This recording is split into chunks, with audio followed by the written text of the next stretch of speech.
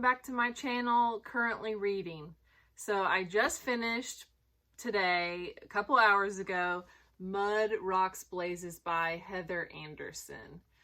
I recently mentioned this book in a book haul where I got this from Heather, a signed copy. So I really wanted to read it real quick, but I ended up getting busy with some other stuff. So it took me a little bit longer than I would have liked to finish it. So I think I read it over a couple weeks.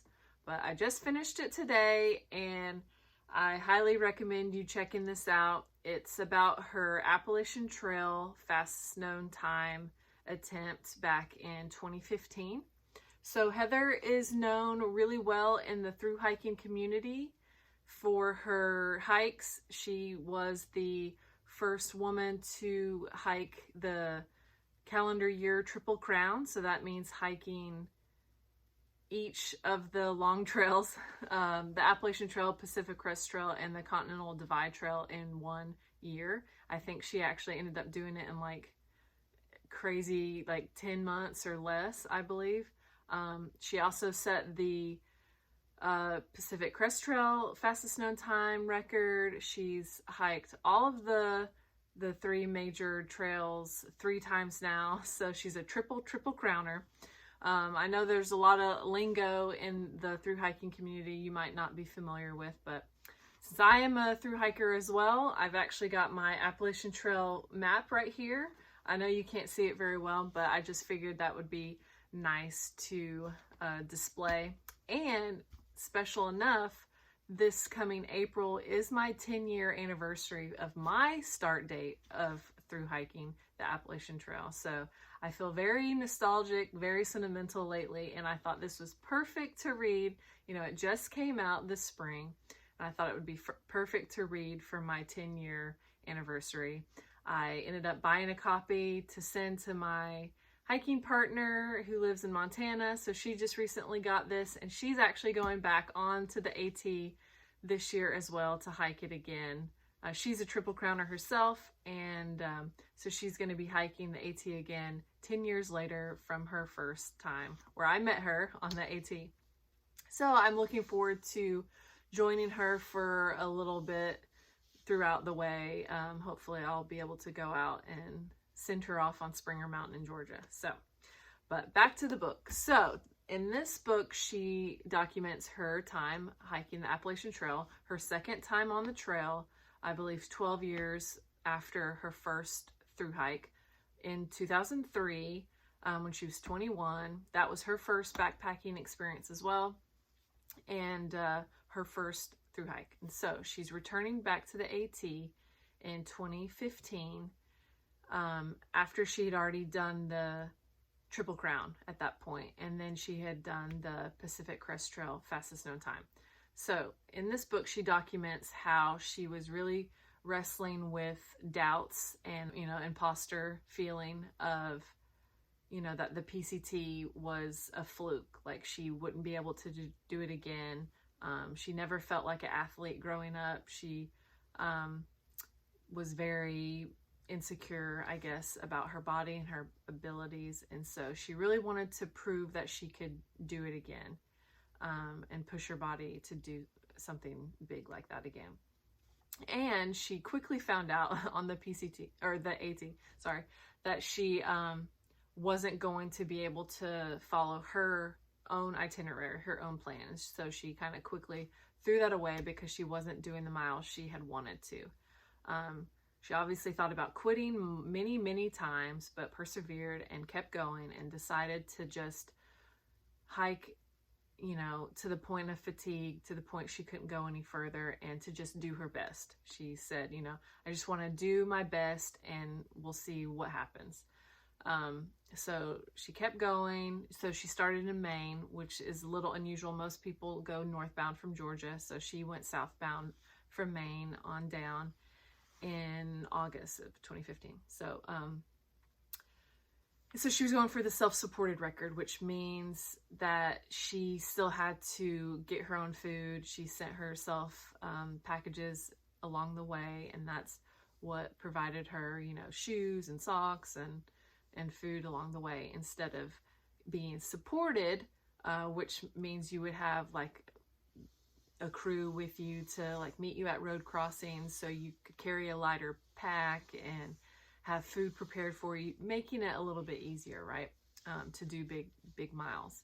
So she wasn't going for that record. She was going for the self-supported, which was, I believe, like 58 days or and change was the record. So she wanted to go under that to beat that record.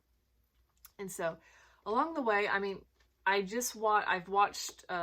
known about her for a long time, follow her on Instagram, and I watch the videos that she's in doing interviews.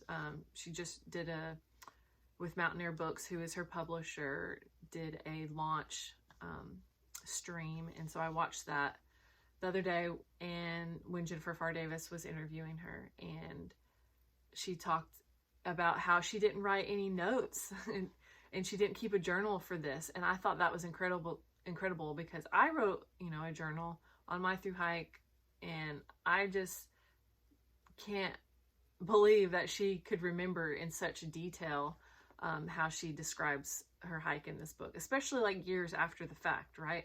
I can't remember mountain names and the river crossings and in detail like she does. So that's really incredible that she did recounted all this without having any journals to go back to look at.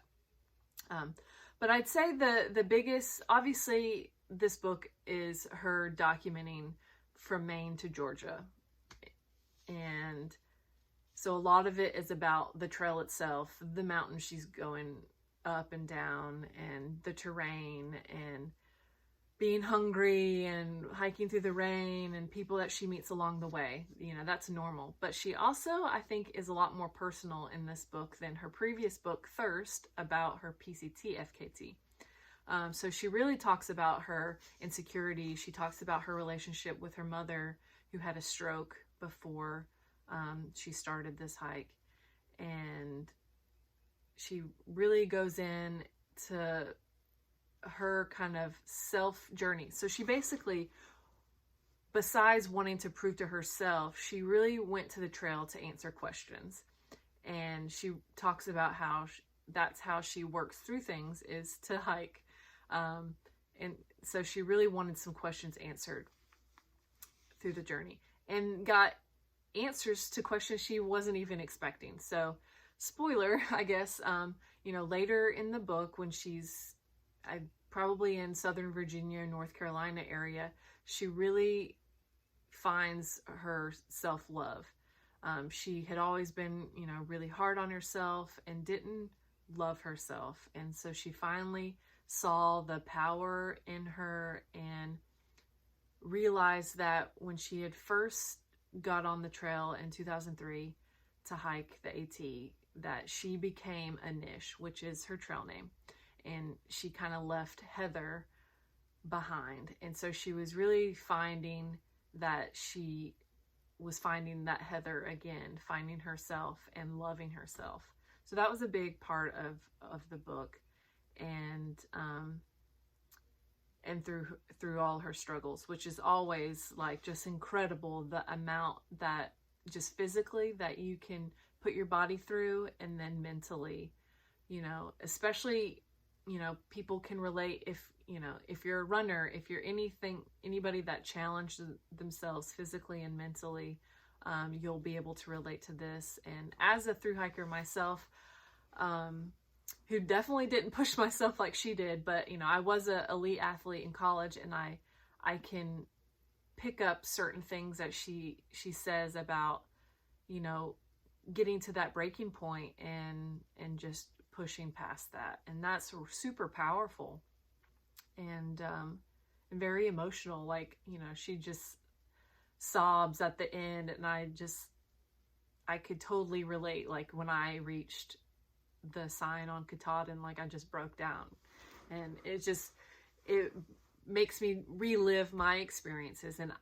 I'd say one of the most things I was looking forward to in this was to read about her walking through a particular section of the trail, because I went back to the trail years later to work as a ridge runner on a certain section of the trail in Virginia and West Virginia.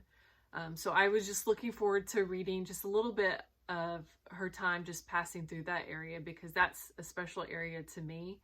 And just reading her words about that area made me remember of the area, and I would just close my eyes and I could visualize every part of the trail from shelter to road crossing, and I could just walk that 70-mile section in my mind because I walked it so many times when I was a ridge runner, back and forth, back and forth. So I think it's really special to, I mean, as a thru hiker, someone who's going 2,000 miles, you know, you walk through an area and you don't really absorb it because you're just trying to get miles in. And as a ridge runner, I saw the same area over and over again, so I could really learn to expect certain things and really got to know a particular place really well. And I think that's really special. So I was able to kind of relive that through her writing. So it's a very powerful book, inspiring, and just makes you want to get out and hike. So I am looking forward to my next thru hike, my next adventure, which who knows what that'll be. But this is definitely a book to read if you're interested in the Appalachian Trail, but also just if you're interested in, you know, adventure and, you know, a woman author, a woman adventurer. You know, I think that's important to hear their stories because we don't hear much from women adventurers. So check it out and keep reading.